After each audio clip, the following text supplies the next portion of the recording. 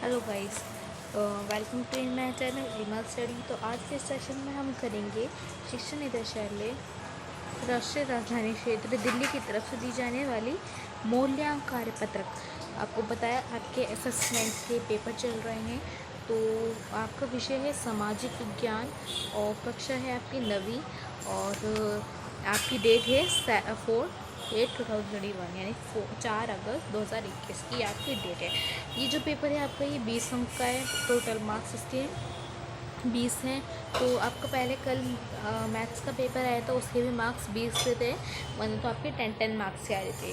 तो स्टार्ट करते हैं अपना पेपर। अगर आपने मेरे चैनल को सब्सक्राइब नहीं कर रखा है तो आप प्लीज़ मेरे चैनल को सब्सक्राइब कर दीजिए, लाइक कर दीजिए एंड शेयर कर दीजिए। तो स्टार्ट करते हैं हम अपनी वर्कशीट। निम्नलिखित प्रश्नों से सही विकल्पों पर निशान लगाने। तो ये आपका 5 मार्क्स का है, आपको दिख रहा है 5 × 1 = 5 मार्क्स का है आपका। तो स्टार्ट करते हैं। ये आपको पहले पैराग्राफ दे रखा है, तो फिर उसके बाद से आपको क्वेश्चन आंसर करने हैं जैसे कि आपको पढ़ते हुए आएंगे। अब यह है हमारा भारतीय संसद राष्ट्रपति, राज्यसभा और लोकसभा को मिलाकर बनती है।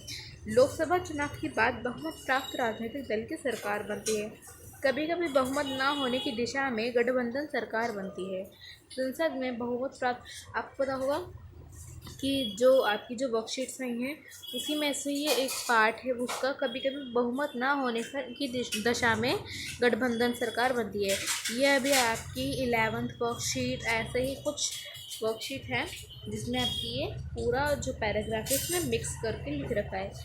ठीक है। संसद में बहुमत प्राप्त दल के विरोध करने वाले राजनीतिक दल विपक्षी दल कहलाते हैं। प्रधानमंत्री सत्ताधिकारी शासन करने वाले दल का मुखिया होता है और प्रधानमंत्री अन्य मंत्रियों का चुनाव करता है, जैसे स्वास्थ्य मंत्री, शिक्षा मंत्री, वित्त मंत्री, जो इनके संबंधित सरकारी कार्यों की जिम्मा लेते हैं।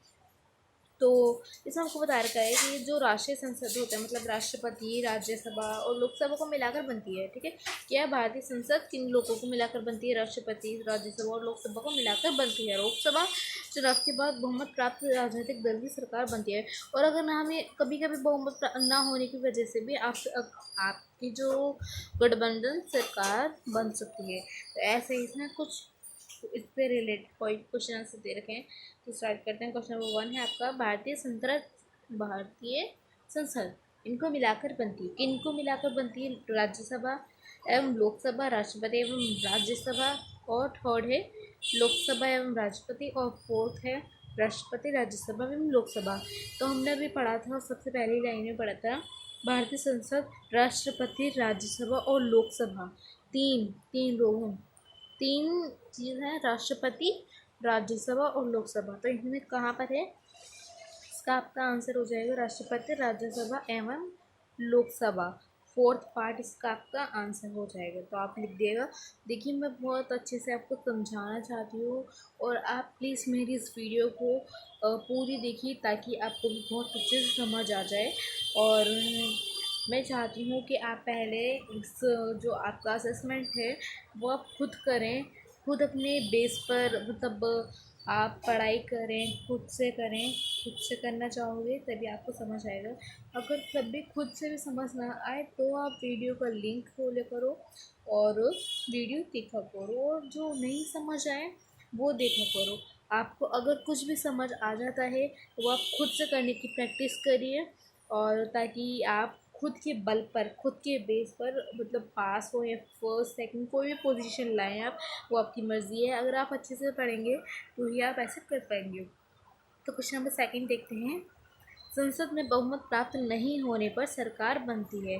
संसद ऐसा मतलब कुछ इस प्रकार से तरीका, संसद में बहुमत प्राप्त होने पर सरकार बनती है। कुछ फिंगर ब्लैंक्स होते हैं इसमें अंदर, लेकिन इसमें मतलब दिखाते नहीं हैं वो। तो एक दलीय सरकार, गठबंधन सरकार, उपयुक्त दोनों, इनमें दोनों में से कोई नहीं। संसद में बहुमत प्राप्त नहीं होने पर सरकार बनती है। तो हमने पढ़ा था संसद में बहुमत प्राप्त नहीं होने पर। तो कभी कभी हमने यहाँ पर पढ़ा था, कहीं कभी कभी बहुमत ना होने की दशा में, अगर जब हमारी बहुमत नहीं प्राप्त होती, नीचे में लिखा था, तो उसकी दशा में हम क्या क्या कौन सी सरकार बनती है? गठबंधन सरकार बनती है। तो आपका आंसर यही हो जाएगा। तो एक दलीय सरकार भी नहीं बनती, और गठबंधन सरकार बनती है, उपयुक्त दोनों भी नहीं है और ना ही दोनों में से कोई भी है। नेक्स्ट क्वेश्चन नंबर 4 थर्ड है आपका, प्रधानमंत्री इनकी नियुक्ति करता है। किनकी नियुक्ति करता है प्रधानमंत्री? स्वास्थ्य मंत्री की, शिक्षा मंत्री की, वित्त मंत्री की या फिर उपयुक्त सभी की? प्रधानमंत्री इनकी नियुक्ति करता है, तो किसकी नियुक्ति करता है देखते हैं पैराग्राफ में कहाँ लिखा हुआ है। तो देखते हैं इसका आंसर। तो देखिए यहाँ पर हमें ऐसे प्रधानमंत्री अन्य मंत्रियों का चुनाव करता है, नियुक्ति करता है, जैसे स्वास्थ्य मंत्री, शिक्षा मंत्री, वित्त मंत्री। ठीक है, इन ये 3 दे रखे हैं। तो देखते हैं थर्ड में कहाँ दे रखा है। तो उपयुक्त में आपका क्या होगा आपका आंसर इसका?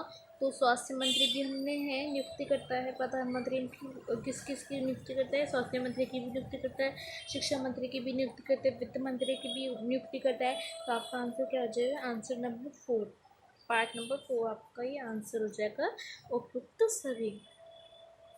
क्वेश्चन नंबर 4 देखते हैं, संसद में बहुमत प्राप्त दल का विरोध करने वाले राजनीतिक दल क्या कहलाते हैं? विपक्षी दल, शासक दल, उपयुक्त दोनों या फिर दोनों में से कोई नहीं? तो इनमें से देखते हैं, संसद में बहुमत प्राप्त दल का विरोध करने वाले राजनीतिक दल। देखिए, अगर आपको एक वर्ड मतलब एक साथ में समझ नहीं आता तो आप उसी को फिर से रिपीट करेंगे और फिर वापस जाके उस पैराग्राफ में जाके रीड करेंगे ताकि आप अच्छे समझ आए। और अगर फिर सॉरी, अगर आपको फिर भी समझ ना आए तो फिर आप उस पैराग्राफ को बार बार रिपीट करिए। ठीक है, और फिर आपको आंसर बिल्कुल भी मतलब ऐसा नहीं होगा कि आपको समझ नहीं आएगा, जल्दी से आपको समझ आ जाएगा अगर आप अच्छे से करेंगे। हाँ, क्या है आपका? संसद में बहुमत प्राप्त दल का विरोध करने वाले राजनीतिक दल क्या कहलाते हैं? तो हमने लास्ट की लाइन में पढ़ा था, ये रहा, संसद में बहुमत प्राप्त दल का विरोध करने वाले राजनीतिक दल विपक्षी दल कहलाते हैं। तो इसमें आपका ये आंसर हो जाएगा। तो लेकिन आपको ये पूरा आंसर नहीं लिखना है, आपको इसमें एमसीक्यूज टाइप क्वेश्चन दे रखे हैं तो आपको इसी में करना है। तो क्या है आपका? फर्स्ट है विपक्षी दल, तो ये आपका आंसर हो जाएगा। ना ही आपका शासक दल होगा, ना ही उपयुक्त दोनों होगा, क्योंकि आपको तो एक ही दे रखा है आंसर। तो और ना ही दोनों में से कोई भी नहीं, ये मतलब इन दोनों में से कोई भी, मतलब इन दोनों में से कोई नहीं, इन दोनों में से कोई भी नहीं। ठीक है, ये तो होएगा ही नहीं वैसे भी। तो आपका आंसर आ जाएगा विपक्षी दल। ठीक है, नेक्स्ट को है, सरकार में सत्ताधिकारी दल का मुखिया कौन है? सरकार में सत्ताधिकारी दल का मुखिया कौन है? तो देखते हैं इसका आंसर, मुझे पढ़ लेती हूँ एक बार। सरकार में सत्ताधिकारी दल का मुखिया कौन है? वित्त मंत्री, गृह मंत्री, प्रधानमंत्री, स्वास्थ्य मंत्री। सरकार और सत्ताधिकारी दल का मुखिया कौन है? ऊपर पढ़ा था हमने यहाँ पर ही। हाँ जी, देखिए यहाँ पर से आप इसका आंसर लिख लेंगे। ठीक है, यहाँ एक सेकेंड।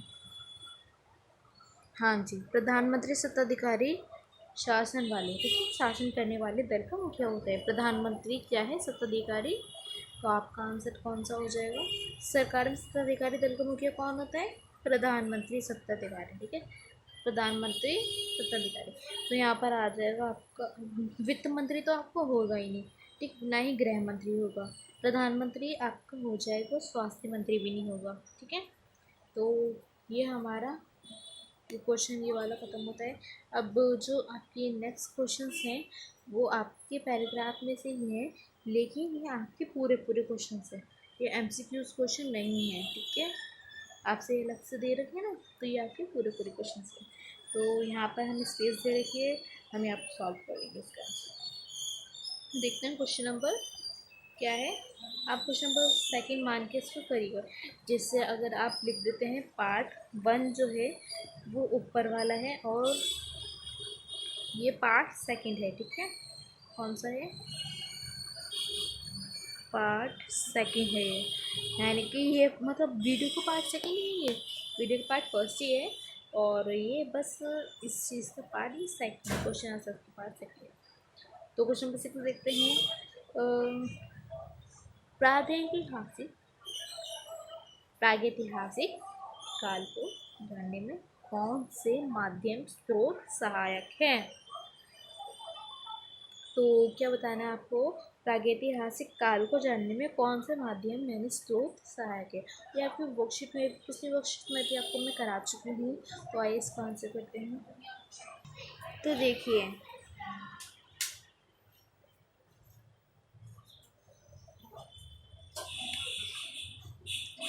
ये रहा आपका आंसर। प्रागैतिहासिक काल को जानने में माध्यम से कौन स्रोत माध्यम मतलब माध्यम या स्रोत सहायक है? तो जब मैं आपको एक बार ये रिपीट का मतलब जो क्वेश्चन है उसका मीनिंग बता देती हूँ। तो जो आपका इसका मीनिंग है तो ये है कि जो मतलब अगर मेट्रो बनती है, जैसे आप देखते होंगे मेट्रो बनती है तो मेट्रो के लिए मतलब सारी ज़मीन को खोदते हैं, पूरी ज़मीन को खोदते हैं, पहले मलबा निकालते हैं उसका, तभी तो मेट्रो आएगी। ठीक है, पटरी बनेगी। तो मतलब जब खोदने में जो पदार्थ या फिर कोई स्रोत निकलते हैं पुराने ज़माने के, तो मतलब कोई ऐतिहासिक वो तो ठीक है, तो उनको क्या कहते हैं? प्रागैतिहासिक काल को जाने यानी कि पुराने इतिहास को जानने में जो को स्रोत होते हैं। प्रागैतिहासिक कोई मुश्किल तो नहीं है, बस आपको इतिहास याद रखना है। ऐतिहासिक से इतिहास, ऐतिहासिक से इतिहास। ठीक है, तो जैसे कि एक और एग्जांपल दे देती हूँ मैं आपको कि आपको घर बन रहा है। ठीक है, घर में पहले घर थोड़ी ना खड़ा हो जाएगा। पहले वहाँ से जो नीचे की ज़मीन होती है उसको पहले खोदना पड़ेगा। ठीक है, उसमें जो सामान मलबा वगैरह जो भी स्रोत रखे हुए हैं उसको निकालने पड़ेंगे, जैसे कि मोहरे, मिट्टी के बर्तन। ठीक है, उसको निकालना पड़ेगा। फिर आपकी ईंटों से क्या बनेगी? घर बनेगा। तो इसका आंसर यहाँ से आप देख सकते हैं, गुफाएं, मिट्टी के बर्तन, मोहरे, जैविक अवशेष और औजार आदि। तो फ्रेंड्स, आपसे मैं एक बात कहना चाहती हूँ कि आप लोग जब असेसमेंट करते हैं प्लीज़ मेरी ये वीडियो केयरफुली पूरी देखिएगा, ताकि आपको मेरी हर बात समझ आ जाए। ठीक है, केयरफुली पूरी देखनी है वीडियो। आधी देखने से कुछ नहीं होगा, स्किप करने से ऑडियो कुछ भी नहीं होगा, आपको कुछ भी समझ नहीं आएगा। और आपकी जो टीचर है ना वो यही समझ जाएंगे ये बच्चे को इतनी जल्दी में पेपर कैसे होगा, ज़रूर इसे नेट पे चेक करा होगा। इसीलिए अच्छे से अच्छे से बिल्कुल क्लियरली आपको समझना चाहिए। ठीक है, तो स्टार्ट देखिए, हमने आंसर फर्स्ट कर लिया है। आइए सेकंड करते हैं।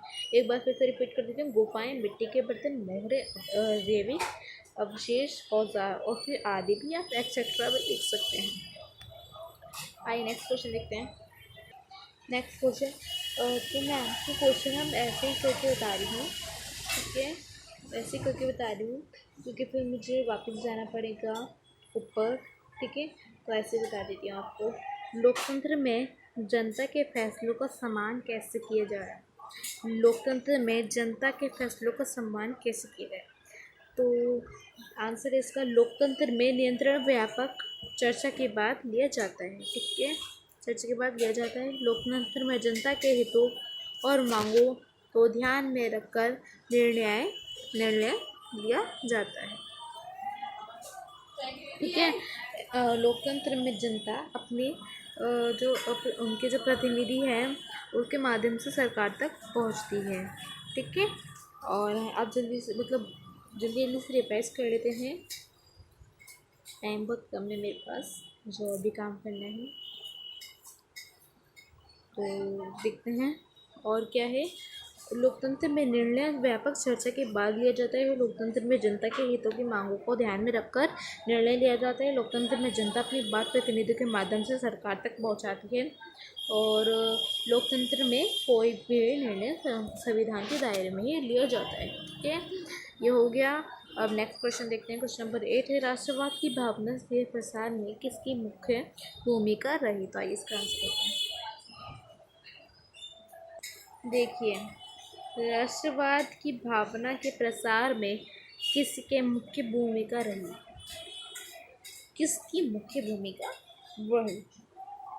सॉरी, आंसर है गांधी जी ने भारत में राष्ट्रवाद के प्रसार में मुख्य भूमिका निभाई थी। उन्होंने सत्यवाद का विचार दिया, मतलब हमेशा सत्य रहना। और गांधी जी ने भारतीय लोगों को ब्रिटिश सरकार के खिलाफ सत्याग्रह का प्रयोग करने के लिए प्रशिक्षित किया तथा असहयोग आंदोलन, सविनय अवज्ञा आंदोलन और भारत छोड़ो आंदोलन देशव्यापी आंदोलन किए। तो आपको पता होगा कि यहाँ से असहयोग आंदोलन, मतलब असहयोग आंदोलन, ये यहाँ से मैं अंडरलाइन कर रही हूँ। ये जो आपकी आंदोलन है, असहयोग आंदोलन, एक सेकंड ज़्यादा बोल्ड हो गया,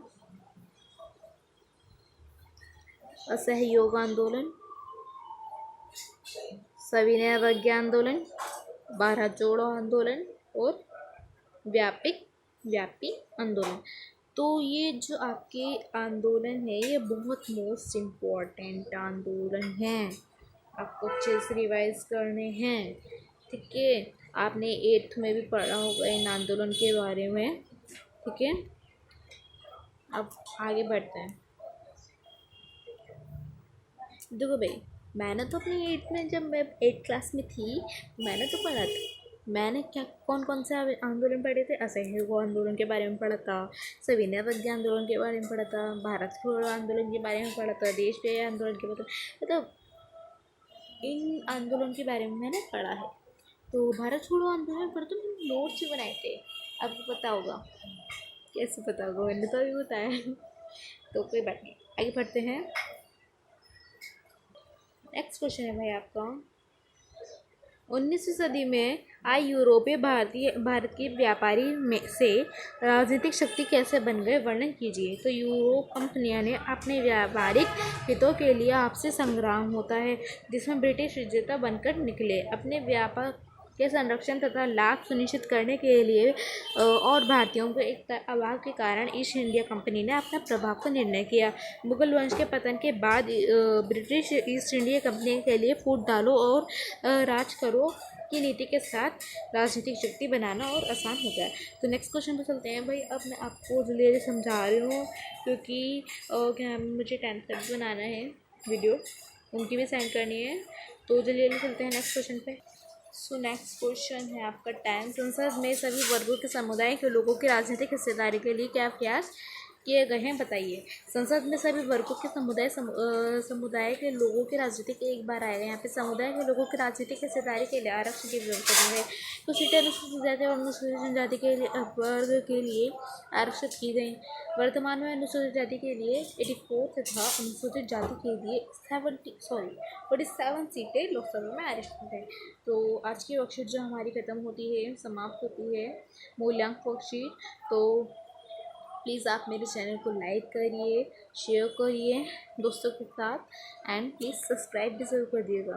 और मैंने एक और चैनल बनाया है अपना, और उसका नाम है फ्लेवरफुल वर्ल्ड बाय इल्मा। फ्लेवर, एक सेकंड में यहाँ पे लिख देती हूँ, फ्लेवरफुल, साथ में लिखा हुआ है flavourful world by Ilma. So please अगर आपने मेरा चैनल नहीं देखा है तो डिस्क्रिप्शन बॉक्स में जाके देख लीजिएगा, मैंने वहाँ पर लिंक सेंड कर रखा है आपको। और उस चैनल को प्लीज़ सब्सक्राइब ज़रूर करिएगा। और वो चैनल आप देखिएगा पहले किस चीज़ का है, वो चैनल आप प्लीज़ देखिएगा। और आपको अच्छा लगे तो प्लीज़ मेरे चैनल वीडियो को भी लाइक करिए, शेयर करिए, सब्सक्राइब करिए, और फिर उस चैनल को भी सब्सक्राइब ज़रूर कर दीजिएगा। Thank you, bye, next video मिलते हैं। ऐसे सपोर्ट करते रहिए मुझे।